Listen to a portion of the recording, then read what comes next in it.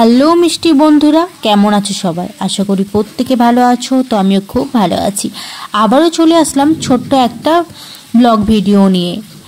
আজ আমি নার্সিংহোম থেকে বেরিয়ে পড়েছি এই দুপুরবেলায় কেনাকাটা করতে শ্রীরামপুরে। বাড়ি থেকে আসছে বাবা আর বনি।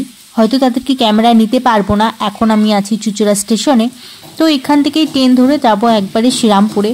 ওখানে মার্কেটে কেনাকাটা করব। আর পতাকাটা দেখো, দেখতে সত্যি খুব সুন্দর লাগছে। এইরকম করে যেন মনে হয় দেশটাকে স্বাধীন স্বাধীন লাগছে। ট্রেনের অপেক্ষা করতে না করতেই ফাইনালি ট্রেনের অ্যানাউন্স হয়ে গেছে, তো ট্রেন আসছে।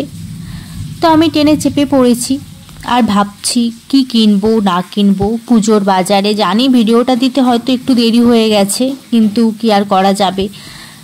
তো চলো ফাইনালি যাওয়া যাক। আর এত সুন্দর সবুজ দেখলেই মনটা একটা আনন্দে ভরে যায়, কারণ প্রাকৃতিক জিনিসটার একটা অনুভূতিটাই আলাদা। আর এই ট্রেন থেকে এই সবুজের সৌন্দর্যটা যারা যারা দেখে তারাই বোঝে যে কি ভালোই না লাগে। তো তারপরে চলে এসেছিলাম শ্রীরামপুরে মার্কেটে। তো এখানে এসে কিছু কেনাকাটা করে নেব, কেনাকাটা করব। আর ভিডিও করতে পারবো না, কিন্তু কালেকশানগুলো কিন্তু খুব সুন্দর ছিল, অত্যন্ত সুন্দর ছিল আর দারুণ ছিল। তো তারপরে খেয়ে নিয়েছিলাম ঠান্ডা ঠান্ডা কুলপি, এই আইসক্রিমটা, যেটা খেতে অত্যন্ত সুন্দর ছিল। তারপরে কেনাকাটা শেষ করে আমি আবার ট্রেনে করে নার্সিংহোমের দিকে রওনা দিলাম। যদি আমার এই ছোট ছোট মিনি ব্লগ ভিডিওগুলো দেখতে ভালো লাগে, অবশ্যই লাইক সাবস্ক্রাইব করে আমার পাশে থেকো। যদি তোমাদের ভালো লাগে অবশ্যই সাবস্ক্রাইব করো, আমি জোর করব না।